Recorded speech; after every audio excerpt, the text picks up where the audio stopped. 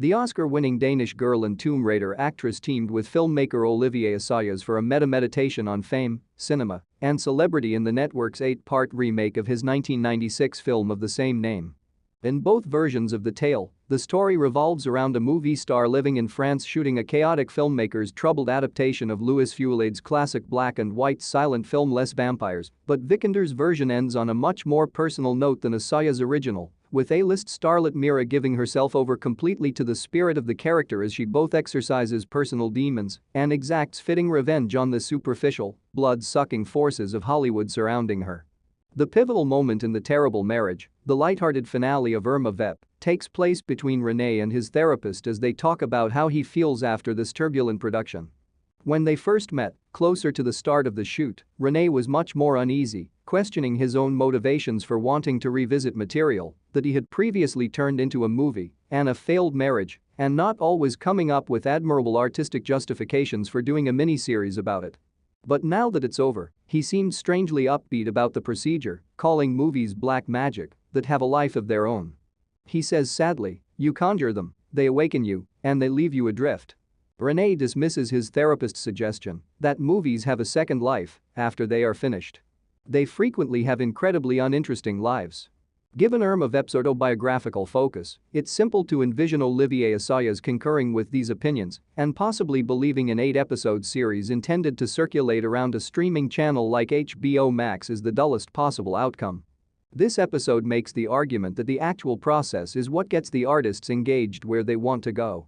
Even if art has an afterlife, the act of making it is ultimately far more meaningful. For filmmakers, it's typically all about anticipating what comes next. The finale's lack of concern in cleaning up any of the messes it makes is one of its most striking features, as well as possibly the most infuriating for some, in my opinion. The introduction of a whole subplot about Mira rushing to London for a top-secret morning meeting with a director and informing Zoe about it foreshadows the inevitable friction that would arise, say, when Mira can't be found on site or when others learn who she is meeting. Despite what René's spies have told him, nothing comes of it. Not only are Regina's affections for Mira, which dominated the most of the series, left unresolved, but the two also never come into contact during the course of the whole episode. Despite Mira's continued love for Laurie and Herman's absence as the series director, there is no follow-up with Laurie or Herman, who do not appear at all. Dramas aren't meant to operate that way. But it could be how a set functions. Everyone else seems to vanish, frequently without a trace, except for Gottfried, who was allowed to leave with a garden party and an obnoxious speech.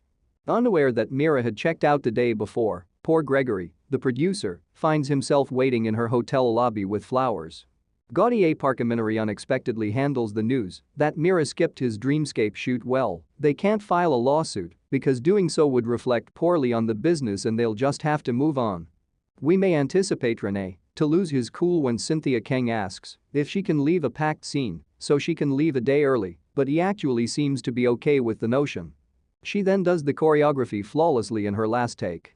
There is a lot of talk about spirits on site, and there seems to be more of an emphasis in ending the series beautifully than emphatically because Assayas' intended effect seems closer to the odd ghostly elements of his 2016 film Personal Shopper than the original Irma Vep.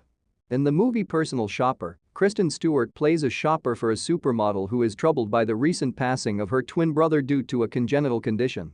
These startling spectral moments appear to feed into Irma Vep as well, which has been asking us to accept the existence of ghosts and the metaphysics of Mira herself, listening to private conversations while slipping through walls. The movie is partially about the attempt to contact him through a medium.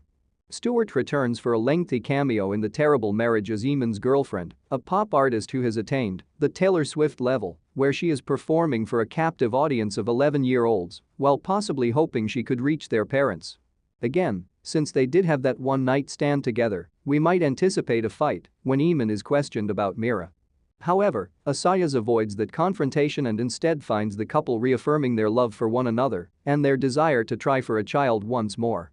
Mira doesn't seem horrified by their reunion, despite the fact that she appears to be. The bigger and more recent heartbreak for her was with Laurie, and she also appears to be moving past it. In the end, filming the vampires gave Mira exactly what she wanted, in contrast to the turmoil that engulfed Maggie Cheung for the duration of the original film. In their farewell scene, Mira refers to that impending project with a major director, saying, "I wouldn't have been ready for it," who sounds very Terrence Malick-esque in his reclusiveness. She wanted to get away from the clamor and rumors of Hollywood, process her feelings following a traumatic breakup, and lose herself in a character that could actually transport her to another world. Mira had the same influence over Maggie Cheung that Irma Vep did when she put on the catsuit, and she was able to take on a character in a way that even the most devoted method actors were unable to. Will Renee Vidal's 8-hour limited series The Vampires be worth watching? It appears that maybe not. The cinema students who adore Mira but despise Vidal's more recent work may be onto something when they say, "I'd rather see Mira in a catsuit than Renee Vidal's entire output."